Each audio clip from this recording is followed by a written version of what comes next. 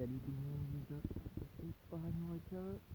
Content de vous retrouver après quelques semaines d'une activité pour ma part totalement indépendante de ma volonté. Dans la mesure où, comme ceux qui le savent, qui me suivent, d'ailleurs merci encore pour ça, qui me suivent régulièrement sur la chaîne, j'avais annoncé un projet d'achat de deuxième moto. Et bien la deuxième moto elle a été commandée le mois dernier, elle est arrivée que ce matin. Donc je vous laisse deviner déjà le niveau de compétence du service. J'ai eu aucun geste commercial à proprement parler non plus par rapport à ça, donc merci aussi au constructeur.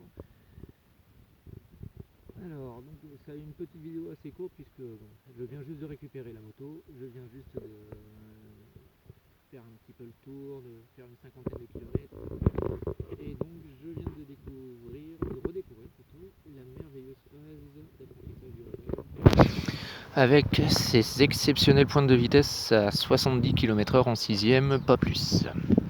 Donc bon, évidemment, je ne vais pas vous donner un bilan approfondi de la moto après 50 km, juste 2-3 impressions et vous en faire le tour.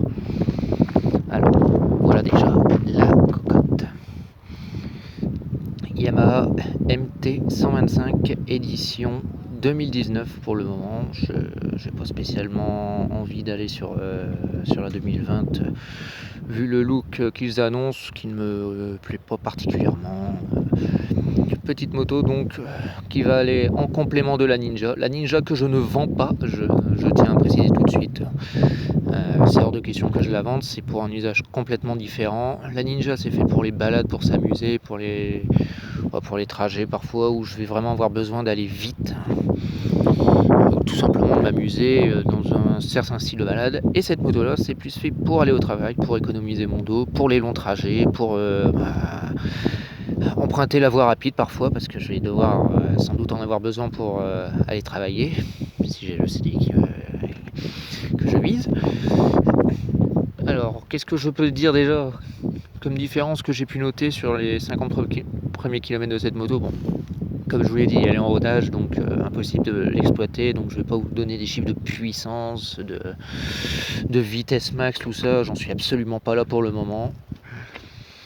Par contre, ce que j'apprécie déjà pas mal, c'est la position de conduite qui est effectivement complètement différente, où j'ai vraiment une position presque vélo, comparé à la Ninja où je suis vraiment en appui sur les poignets. Là, j'ai vraiment la sensation que mon corps se répartit de manière... le poids du corps se répartit vraiment de manière beaucoup plus optimale. Ça me permet de beaucoup moins forcer au niveau des poignets et du dos. Et c'est vraiment assez confortable. Elle est très maniable d'entrée cette petite moto, malgré qu'il faille également roder les pneus. Avec la petite couche de paraffine qui va mettre encore à peu près 100 km avant de dégager. Vous avez du pneu Michelin, donc c'est quand même un minimum qualité. En termes de gabarit, je suis pas spécialement dépaysé par rapport à la Ninja qui est peut-être un peu plus petite et avec une hauteur de selle un peu plus basse. Mais en contrepartie, c'est vraiment une moto dont le poids se répartit vraiment bien aussi. C'est ma première roadster aussi, donc j'avais quelques appréhensions par rapport à la prise en main. C'est une prise en main qui est vraiment assez facile, assez pratique. Bon, en termes de look, ça départ complètement de la Ninja Kawasaki 125, on est d'accord. Mais bon, c'est vrai que je cherchais, quitte à prendre une moto par obligation par rapport à mes problèmes de santé que je vous ai dit il y a quelques minutes, essayer d'avoir une moto qui soit un minimum jolie. Je voulais une custom à la base. Bon, la custom c'est pas du tout fait pour moi, pour mon dos, donc on m'a dit, le kiné m'a dit le Roadster. Je trouve que le Roadster, j'ai eu le choix entre celle-là et la Duke 125. Finalement, je suis parti sur celle-là parce que bon, elle a un look assez marrant d'emblée. J'en entends énormément de bien. Je voulais voir un petit peu ce que donnait Yamaha en termes de qualité de produit. Bon, qualité, ça savez maintenant, j'ai vu ce que c'était. Et je peux vous garantir, c'est la dernière fois que je vais chez eux. Alors la qualité-prix, le rapport qualité-prix, je pense qu'il va vraiment se justifier. Alors sachant que lors de la négociation de base du prix, comme je suis un acheteur récurrent de la société Yamaha de Freebike 22, j'ai eu une réduction assez sympa de 250 €, plus des frais d'immatriculation réduits. J'ai eu 50% aussi sur la bâche. C'est en excuse pour le délai. Bon, ça c'est toujours négociable. D'ailleurs, je précise, j'en ai pas vraiment après la boîte elle-même, même si bon, un coup de fil pour prévenir qu'il y aurait du retard, c'était pas de refus. Mais bon, sinon, je resterai quand même un minimum en bon terme avec eux. Mais c'est la dernière fois que j'achète une Yamaha, ça c'est sûr. Alors donc niveau look, comme je vous l'ai dit, ça départ complètement d'une sportive ou d'une Kawasaki. Là vous avez vraiment un look un petit peu plus flashy au niveau des jantes, avec ce très joli orange, avec une répartition de noir au niveau de la partie cycle. Et la partie supérieure, vous avez un mélange à nouveau de ce petit orange très sympa et du gris version silver. Franchement, cette version physiquement parlant qui ressemble comme deux gouttes d'eau à la version MT 07, version Ice Fluo. Vraiment une petite moto très sympa. Je pense qu'il y a moyen de s'amuser avec, malgré qu'elle n'aura pas vraiment l'usage pour rigoler. Mais je pense qu'il y a quand même moyen de prendre vraiment beaucoup de plaisir à son bord. Bon, pour le reste, je vous ferai un premier bilan détaillé quand j'aurai fait les 1000 km. Ça sert à rien de vous le faire avant.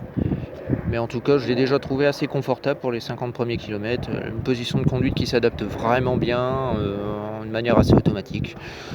Je vous laisse admirer la petite cocotte une dernière fois sous tous ses angles. Ah oui, je précise un dernier point pour ceux qui me connaissent, qui savent que je suis vraiment un obsédé de la petite cartouche échappement. Bon, c'est vrai que c'est pas très joli.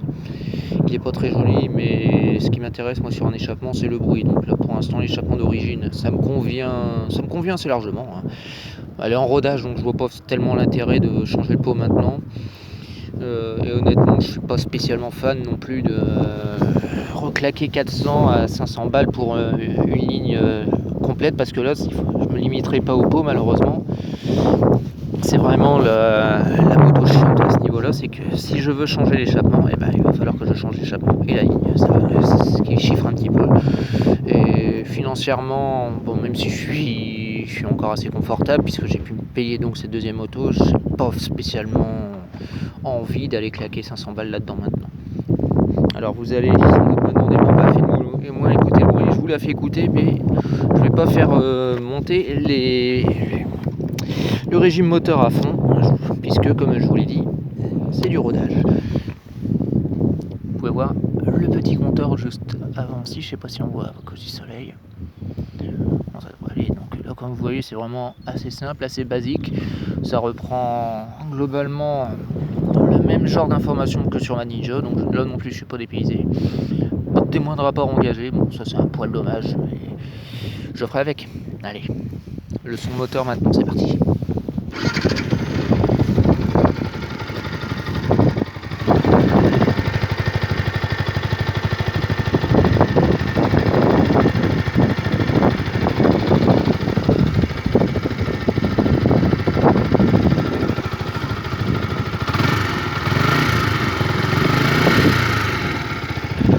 Voilà les amis, je vous laisse là, je vous fais une prochaine vidéo très rapidement pour vous donner déjà des impressions un peu plus précises et un peu plus détaillées sur cette moto.